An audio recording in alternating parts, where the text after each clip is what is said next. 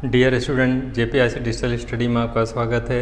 आज 12th history के संदर्भ में आपका टॉपिक है कौटिल्य के अर्थशास्त्र का क्या महत्व है। कौटिल्य के अर्थशास्त्र का क्या महत्व है, तो इस तरह से आज के टॉपिक में आज हम लोग अध्ययन करेंगे कौटिल्य के अर्थशास्त्र की महत्ता। कौटिल्य के अर्थशास्त्र के संदर्भ में जानने के पहले कुछ चीज़ों को जानना आवश्यक है। जैसे अर्थशास्त्र नाम से संदर्भ दिख रहा है ना, तो आपको लग रहा है कि अर्थशास्त्र का मतलब धन संपदा से संबंधित ये रचना होगी, लेकिन अर्थशास्त्र रानी शास्त्र का विषय है।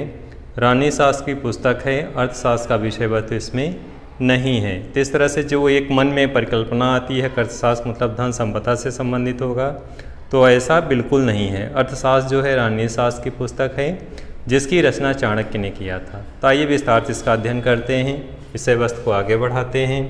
सबसे पहले हम लोग जानेंगे कौटिल्य। अर्थशास्त्र की रचना किसने किया था? कौटिल्य ने किया था, जो चाणक्य के नाम से भी विख्यात हैं। आचार्य कौटिल्य का मूल नाम विष्णुगुप्त था। अब ध्यान देंगे थोड़ा से, इनके 3 नाम हैं, कौटिल्य, विष्णुगुप्त, चाणक्य। 3 नाम लाना रखेंगे डियर स्टूडेंट, इस चीज़ को ध्यान देंगे। कौटिल्य, जो आचार्य कौटिल्य का मूल नाम क्या था? विष्णुगुप्त। इसको लान रखेंगे, बोर्ड एग्जाम में आता है, पूछता है। चाणक्य नाम जो पढ़ा, कैसे पढ़ा उसको ध्यान देंगे। चाणक्य ऋषि के पुत्र होने के कारण, इनके पिता का नाम क्या था? चाणक्य ऋषि। चाणक्य एक ऋषि थे, तो चाणक्य ऋषि होने के कारण इनका नाम क्या पड़ा? चाणक्य पड़ा। इनके पिताजी ऋषि थे और चाणक्य ऋषि, इनके पिताजी का नाम चाणक्य था, तो वो ऋषि थे। तो चाणक्य ऋषि के पुत्र होने के कारण इनका नाम क्या पड़ा? चाणक्य पड़ा। क्लियर हो गया? आगे बढ़ेंगे हम लोग। तथा कुटिल गोत्रीय ब्राह्मण होने के कारण, तो ये कुटिल गोत्रीय ब्राह्मण होने के, इनका गोत्र कुटिल गोत्र था, तो कुटिल गोत्रीय ब्राह्मण होने के कारण इनका नाम, उपनाम क्या पड़ा? कौटिल्य पड़ा। तो इनका उपनाम कौटिल्य था। इनके उपनाम के आधार पर इन्हें जो है क्या नाम दिया गया? कौटिल्य नाम दिया गया। तो इसलिए इनका नाम 3 है, कौटिल्य है, विष्णुगुप्त है और चाणक्य है। तीनों स्पष्ट हो गया। आगे हम लोग बढ़ेंगे। जैसा कि साधारण शब्दों में अर्थशास्त्र का जो विषय वस्तु लोग एक मन में भावना होती है, विचार उठने लगते हैं कि अर्थशास्त्र का मतलब धन से संबंधित होगा, संपदा से संबंधित होगा, तो धन संपदा से संबंधित इसका विषय वस्तु होगा, लेकिन ऐसा बिल्कुल नहीं है। चाणक्य का जो अर्थशास्त्र है, रानी शास्त्र विषय है, वो धन संपदा से बिल्कुल नहीं है उसका संबंध। और इस रानी शास्त्र में जो चाणक्य का अर्थशास्त्र है, वो राजा के कार्यों से संबंधित है, राजा के नियम से संबंधित है, राज व्यवस्था से संबंधित है, उनकी नीतियों से संबंधित है, प्रशासन कैसे चलाया जाता है, प्रशासन के कौन कौन से अंग होते हैं। तो इस तरह से राज व्यवस्था के पूरे संपूर्ण व्यवस्था, उसकी प्रक्रिया, उसके अंग, उसकी संस्थाएं, उसका गठन, कैसे क्रियान्वयन किया जाता है, उन सभी बिंदुओं पे विस्तार से उल्लेख किया गया है। जो चंद्रगुप्त मौर्य के काल का सबसे महत्वपूर्ण रचना काल ये रचना है, और चंद्रगुप्त मौर्य के विषय में विस्तृत जानकारी इस रचना के माध्यम से प्राप्त होती है। जैसा कि कुछ इतिहासकार इसके 2 मत बताते हैं। एक तो बताते हैं कि ये चंद्रगुप्त मौर्य के लिए लिखी गई थी, इसी के अनुकूल चंद्रगुप्त मौर्य अपना शासन संचालन करता था। कुछ इतिहासकार कहते हैं नहीं, चंद्रगुप्त मौर्य से बिल्कुल संबंधित नहीं है, ये रचना ऐसे ही लिखी गई थी, उनका उस चंद्रगुप्त मौर्य से उनके लिए पर्टिकुलर लिखी गई थी, ऐसा कोई मतलब नहीं है। तो इस तरह से इतिहासकारों के अपने अपने विचार, अपने अपने मत हैं। कुल मिला के केवल हम लोग को इतना जानना है कि इसकी महत्ता क्या है, तो उन बिंदुओं को अध्ययन करेंगे कि चंद्रगुप्त मौर्य के काल का, उस पीरियड के हमें विस्तृत जानकारी प्रदान होती है। चंद्रगुप्त मौर्य की उपलब्धियों, उसकी प्रशासन व्यवस्था, सैन्य व्यवस्था, चंद्रगुप्त मौर्य का न्याय व्यवस्था, चंद्रगुप्त मौर्य के समय में किस तरह से शासन संचालन होता था, किन किन क्षेत्रों में आधिपत्य था, उसकी सीमा विस्तार कितना था, विविध विषयों के में विस्तृत जानकारी हमें इस रचना के माध्यम से प्राप्त होती है। आगे हम लोग बढ़ते हैं इसी क्रम में। जैसा कि चाणक्य, सामान्य शब्दों में जैसा कि अर्थशास्त्र का संबंध धन संपदा से है, और यह शब्द हिंदी में अंग्रेजी के इकोनॉमिक्स के लिए रूढ़ किया गया है, लेकिन अर्थशास्त्र जो है किसकी किताब है चाणक्य की? ये राजनीति शास्त्र की। तो इस चीज़ को दिमाग में रखेंगे, अगर कभी एग्जाम में इस तरह से क्वेश्चन आ जाए तो आप किस पे टिक करेंगे? राजनीति शास्त्र की ये किताब है, अर्थ धन संपदा से संबंधित नहीं है। इस चीज़ को हमेशा लर्न रखेंगे, कभी कभी ऐसे पूछ भी लेता है। तो ये किसका विषय वस्तु जो है? राजनीति शास्त्र है ये किताब। यह शासकों के लिए लिखा गया था, जैसा कि अभी हमने चर्चा किया कि इतिहासकारों के दो मत हैं। कुछ इतिहासकार कहते हैं कि चंद्रगुप्त मौर्य के विषय में लिखा गया था, उसके लिए लिखा गया था और इसी के अनुकूल वो शासन संचालित करता था। लेकिन कुछ इतिहासकार कहते नहीं, केवल घटनाओं का उल्लेख तो किया गया है चंद्रगुप्त मौर्य के टाइम का, लेकिन उसके लिए नहीं लिखा गया था। तो इस तरह से इतिहासकारों में अपने अपने विचार, अपने अपने मत हैं। वो अलग विषय वस्तु है। तो चाणक्य जो रचना है अर्थशास्त्र, उसके क्या महत्ता है, इस विषय को हम लोग अध्ययन करेंगे कि ये रचना जो है किस रूप में महत्वपूर्ण है। तो इस रचना के माध्यम से चंद्रगुप्त मौर्य के विषय में, चंद्रगुप्त मौर्य के प्रशासन के विषय में, तत्कालीन राजनीतिक व्यवस्था के विषय में विस्तृत जानकारी प्रदान करता है। क्रमबद्ध तरीके से, सुव्यवस्थित तरीके से हमें मौर्य काल के विषय में उपलब्ध जो भी साक्ष्य हैं, उन साक्ष्यों में सबसे ज़्यादा महत्वपूर्ण साक्ष्य अर्थशास्त्र है, जिसके माध्यम से हमें मौर्य वंश के विषय में काफ़ी विषयों के तथ्यों के विषय में जानकारी प्राप्त होती है कि प्रशासन कैसा था, राज व्यवस्था कैसी थी, वहाँ उस समय शासन संचालन किस रूप में किया जाता था, सैनिकों के लिए क्या निर्देश थे, प्रशासन के क्या नियम थे, किस तरह से व्यवस्थाएं संपादित होती थी। इन सभी बिंदुओं पे विस्तार से अध्ययन इस विषय वस्तु के करने से पता चलता है। आइए आगे बढ़ते हैं हम लोग। इस विषय वस्तु में राज्य, राज्य की विभिन्न संस्थाओं के क्रियाकलापों, नियम, कायदों, कर्तव्यों, सिद्धांतों को सूत्रबद्ध किया गया है। तो अर्थशास्त्र में राज्य व्यवस्था के संदर्भ में, जैसा कि हमने चर्चा किया, इन विषयों का उल्लेख मिलता है, जिसके माध्यम से हमें उस समय के यानी मौर्य वंश के विषय में विस्तृत जानकारी प्राप्त होती है। आगे बढ़ते हैं हम लोग। चंद्रगुप्त मौर्य के संदर्भ में बहुत सारी चीज़ों का उल्लेख चाणक्य करते हैं अपने इस रचना के विषय में। अर्थशास्त्र में ही कौटिल्य यानी चाणक्य ने सप्तांग सिद्धांत दिया था। ये भी कभी कभी एग्जाम में पूछता है कि सप्तांग सिद्धांत क्या है।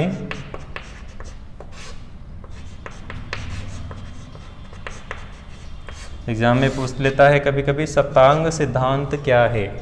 तो सप्तांग सिद्धांत 7 नीतियां बताई हैं उन्होंने। 7 राज्य के 7 स्तंभ के रूप में माना है सप्तांग सिद्धांत, जिसमें राजा, अमात्य, जनपद, कोश, दुर्ग, दंड, मित्र, ये 7 स्तंभ हैं। इसके विषय में चाणक्य विस्तृत उल्लेख करते हैं कि राजा, अमात्य, जनपद, कोश, दुर्ग, दंड, मित्र, इन सभी स्तंभों का होना आवश्यक है राज्य को शासन को संचालित करने के लिए, प्रशासन व्यवस्था को संचालित करने के लिए इन 7 स्तंभों का होना आवश्यक है, जिसके विषय में चाणक्य अपने विचार देते हैं, उनके लिए कुछ नीतियां बताते हैं। तो जैसे पहला स्तंभ है राजा। राजा के विषय में चाणक्य लिखते हैं सप्तांग सिद्धांत में पहला स्तंभ है कि राजा कैसा होना चाहिए। तो राजा न्यायप्रिय होना चाहिए, प्रजावत्सल्य होना चाहिए, प्रजा को अपने पुत्रवत माने, अपने कर्तव्यों के प्रति हमेशा सदैव सजग रहे, न्यायप्रिय शासक होना चाहिए, हमेशा न्याय के प्रति सजग रहना चाहिए, किसी भी तरीके से चाहे दंड हो चाहे न्याय व्यवस्था हो, न्याय और दंड देने में राजा को किसी भी प्रकार का भेदभाव नहीं करना चाहिए। तो उन्होंने राजा के कुछ निश्चित नियम बताए कि राजा किस रूप में होना चाहिए, उसकी क्या क्या विशेषताएं होनी चाहिए, क्या क्या गुण होने चाहिए, किन नियमों का पालन उसे करना चाहिए। इन सभी बिंदुओं पर उन्होंने स्पष्ट प्रकाश डाला है। राजा के बाद अमात्य आता है। अमात्य मीन्स मंत्रिमंडल से संबंधित है कि मंत्रियों के क्या गुण होने चाहिए, क्या विशेषताएं होनी चाहिए, मंत्रिमंडल में किन लोगों को रखना चाहिए, मंत्री किसे बनाना चाहिए, मंत्रियों की क्या योग्यताएं होनी चाहिए, क्या गुण होने चाहिए, क्या केवल सगे संबंधियों को मंत्री बनाना चाहिए या योग्यता के आधार पर बनाना चाहिए। तो योग्यता को उन्होंने तरजीह दी, व्यक्ति को पारखी होना चाहिए राजा को, और मंत्री को उसी व्यक्ति को मंत्री बनाना चाहिए जो योग्य और कौशल युक्त हो। तो इस तरह से उन्होंने मंत्रियों के संदर्भ में भी उनके क्या उत्तरदायित्व हैं, क्या कर्तव्य हैं, किस तरह से मंत्रियों के सलाह से राजा को शासन संचालित करना चाहिए, इन बिंदुओं पे उन्होंने स्पष्ट प्रकाश डाला है। राजा हो गए, अमात्य हो गए, नेक्स्ट है जनपद। उन्होंने राज्य की सीमाओं का अगला जो स्तंभ उन्होंने बताया जनपद के संदर्भ में कि राज्य की सीमाएं जो है निर्धारित होनी चाहिए। राज्य की सीमा निर्धारित नहीं होगी, आपकी सीमा कहाँ तक है, तो आप शासन कैसे करेंगे। तो अपने राज्य की सीमाओं की सुरक्षा करनी चाहिए, उनकी सीमाओं का निर्धारण करना चाहिए। तो इस तरह से राज्य की सीमाओं के संदर्भ में उन्होंने स्पष्ट व्याख्या की कि राज्य की सीमाएँ निर्धारित होनी चाहिए। अगला उन्होंने स्पष्ट उल्लेख किया कोश के संदर्भ में, तो राजा हो गए, अमात्य हो गए, जनपद हो गया। अगला है कोश। कोश के संदर्भ उन्होंने कहा है कि राजकोष बहुत ही महत्वपूर्ण स्तंभ है। अगर राजकोष रिक्त होगा, खाली होगा तो शासन चलाना क्या है, मुश्किल होगा। तो राजकोष बहुत ही आवश्यक है। राजकोष भरने के लिए राजा को कर लगाना चाहिए, वो भी जनता के अनुकूल, ये नहीं करना आवश्यक। अनुकूल से तात्पर्य है कि अगर जनता का उस वर्ष में अगर कृषि कार्य सही है, उत्पादन हुआ है, तभी कर उस मात्रा में लगाना चाहिए। अन्यथा अगर परिस्थिति जन्य है तो उसे माफ़ करना चाहिए। मान लीजिए जैसे सूखा पड़ा है, बाढ़ पड़ा है, ऐसी स्थिति में अगर आप अनावश्यक कर लगाते हैं, आप करों में वृद्धि करते हैं तो जनता पे उसका बुरा असर पड़ेगा। हो सकता है जनता विद्रोह भी कर सकती है। तो इस तरह से राजकोष के संदर्भ में उन्होंने स्पष्ट उल्लेख किया है कि राजकोष सुदृढ़ होना चाहिए, भरा होना चाहिए। अगर राजकोष रिक्त होगा, अनावश्यक अपव्यय राजा करेगा, तो ऐसी स्थिति में वो शासन संचालित करने में असमर्थ होगा। क्योंकि सैन्य व्यवस्था के लिए, शासन चलाने के लिए राजकोष का होना अति आवश्यक है। बिना राजकोष के कुछ भी कार्य नहीं होगा। ना सैनिकों की भर्ती हो सकती है, ना उन्हें पैसा वेतन दिया जा सकता है, ना सामान और सुरक्षा की व्यवस्था की जा सकती है। इसलिए राजकोष का होना आवश्यक है। तो इस तरह से राजकोष को भी उन्होंने चौथा स्तंभ माना है। अगला है दुर्ग। दुर्ग से तात्पर्य है राज्य की व्यवस्था, सुरक्षा होनी चाहिए, किलेबंदी होना चाहिए, क्योंकि दुर्ग के माध्यम से आपके अस्त्र शस्त्र सुरक्षित होते हैं, राजकोष सुरक्षित होता है, राज परिवार के लोग सुरक्षित होते हैं। इसलिए दुर्ग का भी होना आवश्यक है। दुर्ग के अभाव में आप अपनी राजशाही से, परिवार के लोग कहाँ सुरक्षित रहेंगे। राजा युद्ध पे जाएगा तो वहाँ पे कोई हमला कर सकता है, और ऐसी परिस्थितियों में राजा को विवश होना पड़ेगा। दुर्ग होने से राज परिवार के लोग सुरक्षित होंगे, राजा निश्चिंत होकर के युद्ध में जा सकता है। अपने राजकोष को निश्चिंत होकर मान के चलता है कि राजकोष उसका सुरक्षित होगा। तो इस तरह से दुर्ग का भी होना आवश्यक है। अगले स्तंभ के रूप में उन्होंने दंड को माना है। दंड कैसा होना चाहिए, राजा को दंड उसके कार्यों के अनुरूप होना चाहिए, बिना किसी भेदभाव के होना चाहिए। कभी कभी राजा सगे संबंधियों को नहीं दंडित करता और ऐसे व्यक्तियों को कड़े दंड दे देता है जो उसके सगे संबंधी नहीं होते। तो राजा को दंड भी जो है बिना भेदभाव के प्रदान करना चाहिए या देना चाहिए।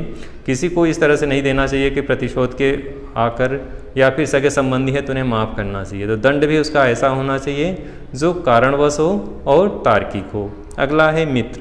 राजा ने मित्र के संदर्भ में चाणक्य क्या कहते हैं कि हमारे जो पड़ोसी होते हैं, पड़ोसी देश हैं, पड़ोसी राज्य हैं, उनके साथ हमारे संबंध मधुर होने चाहिए, मैत्रीपूर्ण होना चाहिए, क्योंकि आपदा या विपत्ति के समय पड़ोसी ही साथ देता है। तो इस तरह से सप्तांग सिद्धांत में उन्होंने 7 स्तंभ बताए हैं, जिसके संदर्भ में उन्होंने विस्तृत उल्लेख किया है।